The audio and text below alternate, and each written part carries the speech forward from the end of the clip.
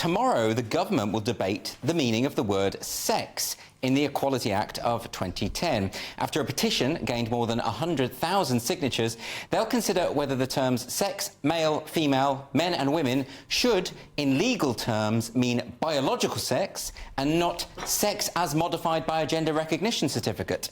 So here to speak about this today, I have the author Helen Joyce, Director of Advocacy at Sex Matters, and Heather Binning from the Women's Rights Network. Welcome to the show.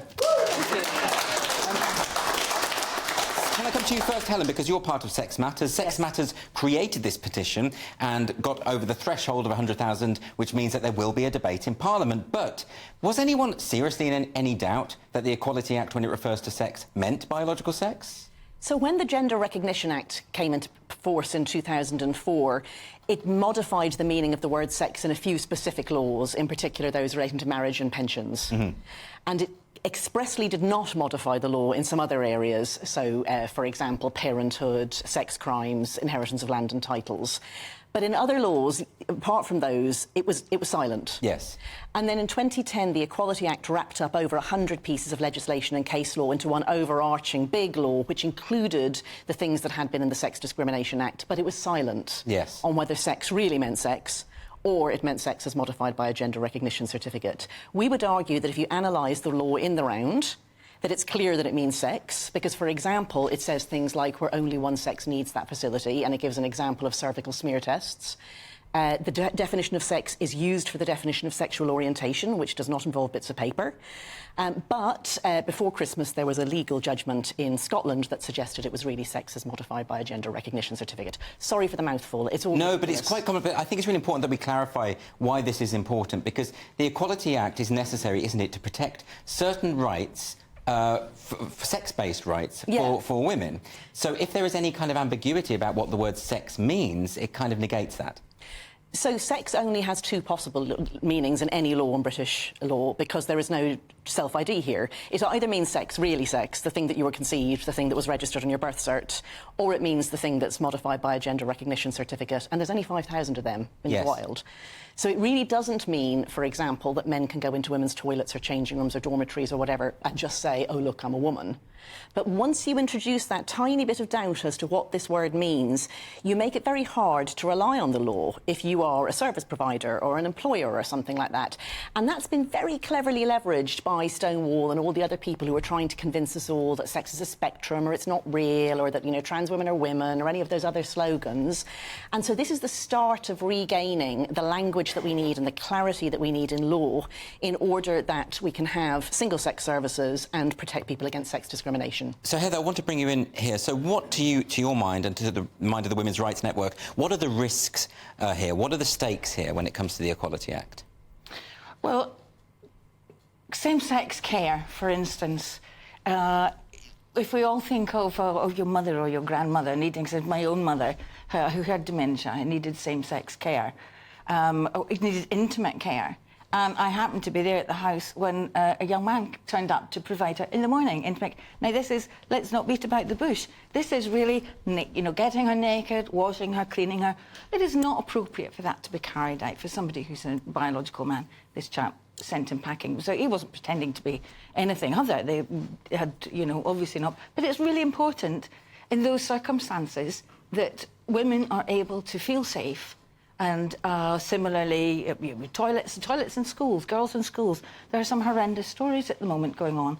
And it's really important that this is clarified. There are businesses, organisations out there that are confused. Yes. And that confusion means that they are allowing things to happen because that's the easiest route for them, because otherwise they'll get a whole load of abuse thrown at them. But then last week we saw the NHS making this statement that patients would not be allowed, except for exceptional circumstances, to refuse care from a trans-identified individual. And so clearly the NHS aren't on your side in this. They are clearly, and they are wrong. Yes. They are very wrong. One of the biggest questions I would ask this is, who gains? Well, there was an alternative petition to wanting to debate it also for no change. Who benefits from that? You know, what has inspired that? Who benefits from the confusion that there currently is? And it is the likes of Stonewall, who Aqua Reindorf's report on the Essex University said that the law was being presented as Stonewall wished it to be, yes, not as it actually was. And without clarification, that can continue to happen. So is that the point, Helen, that if we get this clarification that we do mean biological sex when the law says sex, that these sort of debates and problems we've been having with biological males in women's prisons, for example, that will go away? It won't go away. It's just the start of finding a path towards it going away. Yes. The Equality Act is about discrimination, sex discrimination rules, and when it's allowed, as in, for example, in single-sex toilets, and when it's forbidden, as in when you say, you know, only men can do this job. And there's a very long way from there to saying that you must have single-sex provision. But we can't even get to the point where we can say, when do we need single-sex provision? You know, when is it reasonable to be mixed sex? When is it reasonable to be single-sex? If we can't say what sex means. Yes. Well, we can't really have the debate very often because too often people are silenced or intimidated into silence. In your case, there was an interview you had with Jordan Peterson taken off YouTube for hate speech, was it? Well, I mean, it's his channel, and it's an interview I did a year ago, and it got taken down yesterday, and he tweeted, and he did a screen cap of the email that he got about it, or the notification, and it said it was hateful.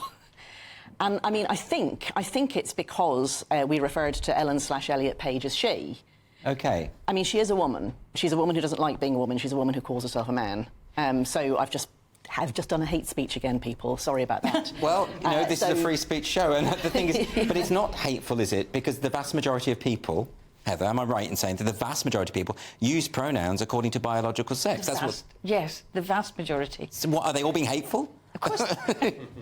Well, a small minority think that they are being hateful. But, I mean, that's very difficult. We're out on the streets, women out on the streets, talking to the public. The vast majority of the public are on our side. But interestingly, also, and I think this probably has an impact on some of the research that you've done recently, is very many of them are afraid to say. Yes. Because their families will punish them, their work colleagues will punish them, so they're going in the don't know category. And the debate tomorrow in Westminster with the MPs, we know that there are at least a couple of sex realist MPs, secret sex realist MPs, that have, I'm not saying they're doing the Hamza Yusuf, but they have other engagements tomorrow, so won't be attending. Oh, they won't be able to make it. That's a shame. That is about silencing. They've seen what happens if you speak out, and they are being cowed and cowardly. But even the phrase "sex realist MPs," it sounds bizarre. Like, surely all MPs know the difference between a man and a woman. I mean, literally every human being who has ever lived has come from a woman's body, whatever else, you know? And when I say these things, they go, you think that infertile women are not women. And I go, I was an infertile woman. My children are by IVF.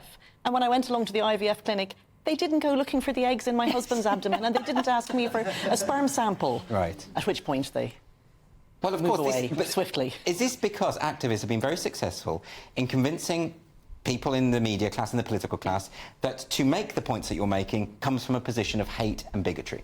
I think there's sort of two groups. There's the Be Kind group, who know very well that what I'm saying is true, but think it's mean. Right. They say, like, why are you being mean about Elliot Page? Like, what does it cost you not to call this person he?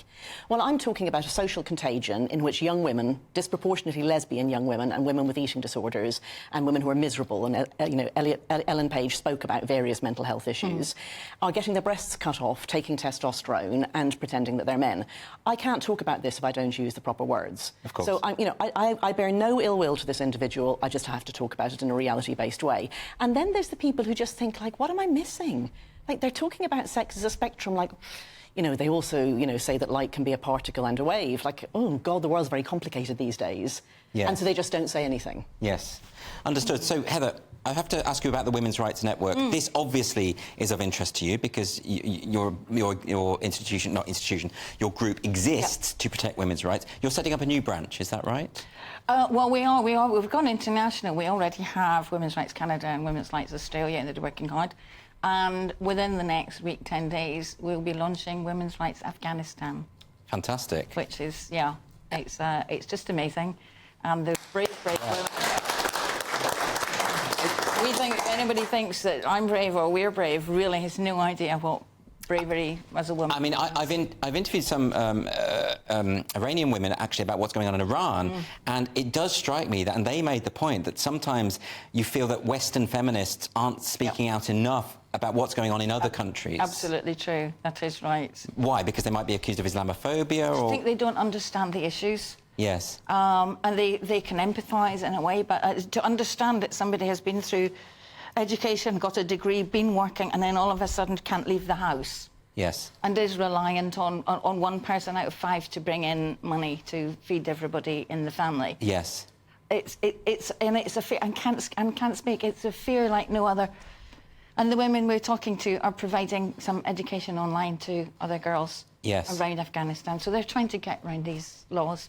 And I think it's only right. We can't be a women's rights network if we're not looking at the rights of every woman. And, you know, which does beg the question, shouldn't Stonewall have gone international and focused their attention internationally rather than embracing an ideology, which is very niche? That was the idea in the 2000s when it was clear that gay marriage was going to become law across the Western world. Like, why not go to the global south? Yes. Why not try and support men, gay men and women in countries where that gets you stoned, gets you hanged? Yes. Do you know what? There's not much money in it, and there's a lot of risk, and you don't end up in the House of Lords. That's why. OK. Well, just very finally, before we go, the Equality Act debate tomorrow, how do you think this will go? Do you think that the government will clarify this, and do you think this will lower the temperature of a very difficult debate?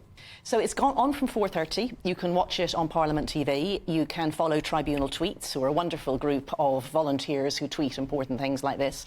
It'll run quite a long time because they're debating both petitions, the Make the Equality Act Clear and the Keep the Equality Act Muddled petitions. Yes.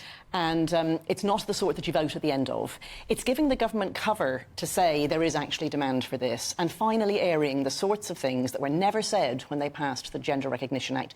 Does a man with an ordinary male body have the right to go into a shower with teenage girls because he has a piece of paper saying he's a woman? That's the question I want them to answer. Well, very important indeed. Heather and Helen, thanks so much for joining me today. Thank you, Really Andrew. appreciate it.